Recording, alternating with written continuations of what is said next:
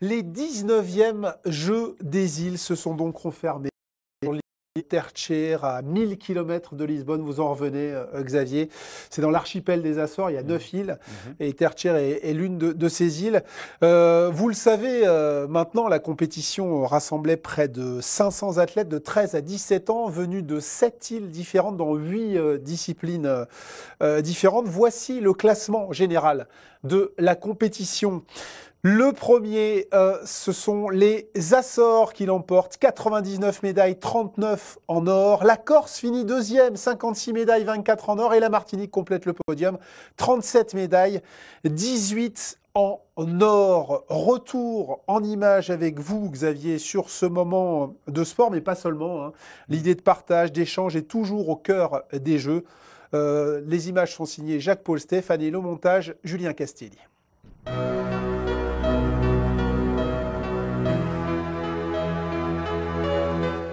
L'île de Terceira, une composante de l'archipel des Açores, terre d'accueil des 19e Jeux des îles. La manifestation sportive revient pour la 3e fois de son histoire sur ce territoire du Portugal. Après Ponta Delgada à San Miguel, cette fois, les feux des projecteurs sont braqués sur Angra do Heroísmo, la capitale historique des Açores. Avec ses 35 000 habitants, la ville est classée au patrimoine mondial de l'UNESCO.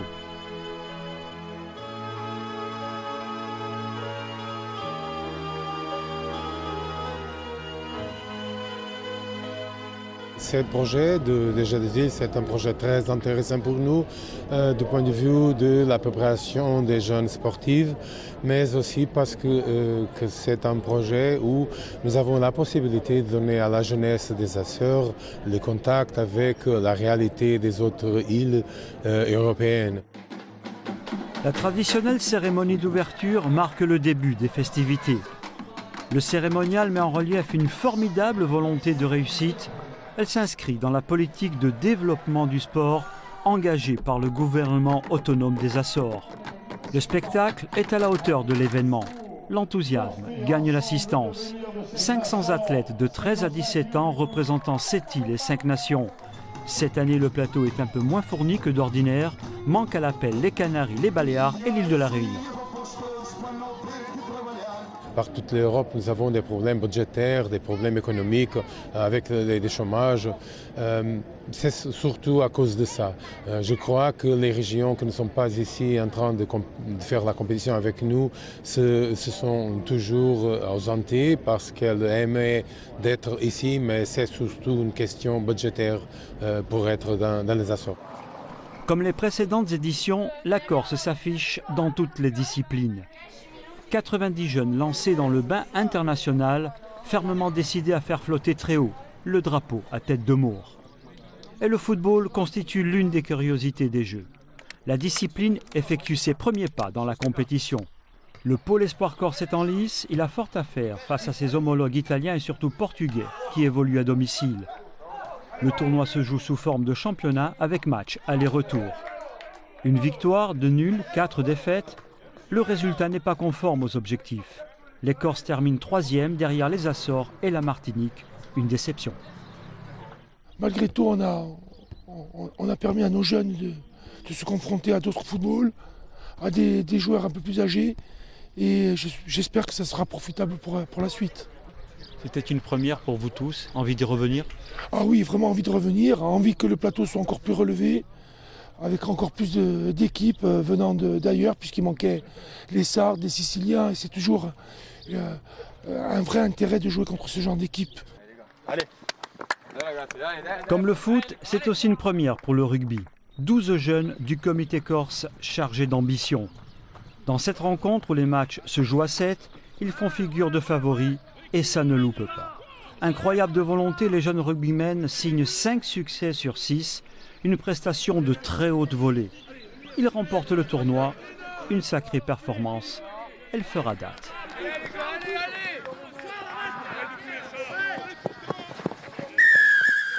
On a fait du Seven aménagé une partie de l'année et de se retrouver sur des conditions de vrai Seven à grand terrain, avec des profils à travailler de jeunes sur tout le plan technique, le plan physique. Ils s'aperçoivent un peu de tous les outils qu'il faut pour réussir à haut niveau pour faire du 7, quoi. Cerise sur le gâteau, vos jeunes ont été à la hauteur. Oui, on est très contents, vraiment une belle participation, un bel investissement des jeunes et on est très heureux, c'est un résultat très positif. En judo, une fois de plus, la Corse a fait honneur à son statut de favori. Les pensionnaires du Pôle Espoir réalisent un véritable festival. Ils empochent 12 médailles sur 12 possibles, dont 9 en or, avec à la clé la première place en équipe. Un succès de plus à leur imposant palmarès. Un peu de pression car vous êtes un petit peu la discipline phare de la délégation corse, il ne faut pas se louper. Comme je dis, le plus dur, c'est pas d'y arriver, c'est de se maintenir. Donc on a toujours amené des médailles d'or et des médailles de manière générale. Et chaque année on nous attend, donc c'est une certaine forme de pression, c'est vrai. Dominateurs, les nageurs corses. Jamais depuis la création des Jeux, ils n'ont été à pareille fête. Les jeunes représentants du comité régional déposent une copie quasi parfaite. Laurine Le Bopin, Aurélie Graziano et Charles Noausset affichent un résultat sans précédent, 18 médailles, dont 7 en or. On ne fait que récolter ce que l'on a semé en amont et donc là c'est une grande satisfaction parce qu'en plus nos nageurs ont vraiment amélioré tous leur temps et puis dans de très bonnes conditions, donc oui c'est que du bonheur, là j'avoue que c'est fantastique. Autre satisfaction et non des moindres, l'athlétisme. Dans ce contexte international, la prestation des 16 athlètes de la Ligue régionale restera dans les annales. Étonnants de combativité, ils ont lutté sans jamais renoncer, repoussant toujours plus loin le seuil de leurs limites. À l'image ici d'Alexis Ferrucci, vainqueur sur 1500 mètres, ou de Théo Ruffier, 3e sur 400 mètres. Vous êtes fier de représenter la Corse au niveau international? Oui, bien sûr, c'est une occasion exceptionnelle, ça arrive pas tous les ans. C'est vraiment génial de représenter son île face à d'autres îles qui viennent aussi, qui ont tous de talent et une très bonne entente, du coup on est content. Ouais. Abdel, c'est l'occasion de progresser? Oui, bien sûr. Comme j'ai dit aujourd'hui, c'était pas mon jour. On rattrapera demain. Au bout du compte, la délégation revient avec 21 médailles, dont 6 en or. Toute voile dehors, le spectacle offert par les jeunes régatiers subjugue l'ensemble des observateurs. Pour la Corse, 2 garçons, 2 filles, choisis dans le milieu scolaire sont à la hauteur de l'événement. L'objectif fixé par les responsables techniques est simple, progresser et apprendre pour préparer l'avenir. Objectif largement atteint, les représentants corses empochent 3 médailles, dont une en or.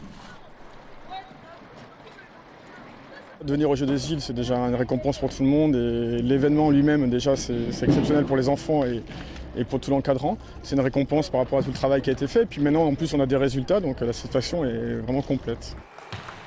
Ils fauchent l'air à grand fracas. Cette année encore, les jeunes pongistes ont donné la pleine mesure de leurs possibilités. Une débauche d'énergie qui malheureusement n'a pas payé. Et c'est une première pour une discipline qui jusque-là habituée au succès. Les 3 représentants de la Ligue Corse échouent au pied du podium au terme d'un tournoi extrêmement disputé. C'est sûr que ça va leur faire beaucoup de bien pour l'expérience, mais aussi un échange avec les entraîneurs étrangers. Bon, on a de la chance dans l'équipe, on a un joueur qui parle portugais, donc il me fait un peu traducteur, donc on a pu échanger avec les autres entraîneurs, donc c'est sympa. Elles rentrent bredouilles aussi, les volleyeuses de la Ligue Corse. Elles effectuent leur premier pas sur le parquet international. Courage et abnégation n'ont pas suffi avec l'adversaire. Pas de médaille donc, mais une belle expérience qu'elles mettront à profit lors de prochaines échéances.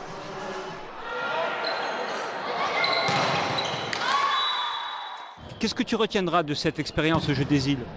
Que ça m'a appris beaucoup de choses et que ça m'a fait beaucoup exceller dans ce sport. Et puis on apprend beaucoup aussi sur les îles qui nous entourent et voilà, on apprend à connaître d'autres personnalités et d'autres cultures. Tu t'es fait des copines? Oui, ça va. On s'entend bien avec les autres filles des autres îles aussi. Elles sont gentilles et on s'amuse beaucoup. Décalage horaire, enchaînement des épreuves, infrastructures et logistique exceptionnelle, l'édition des Açores a été enrichissante à plus d'un titre.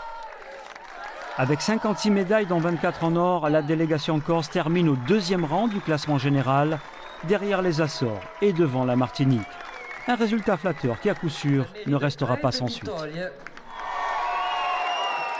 Qu'on le veuille ou non, on a réussi un pari qui paraissait fou, puisque ça a été décidé un peu tardivement, puisque c'était un nouveau calendrier sur 7 ans. Les Açores ont relevé le défi. On a assisté quand même dans une région qui est très belle, où on voit des installations dignes de ce nom, et une population qui s'est mise à la disposition de l'organisation locale avec beaucoup de gentillesse et d'efficacité. J'aimerais que partout ça soit de même.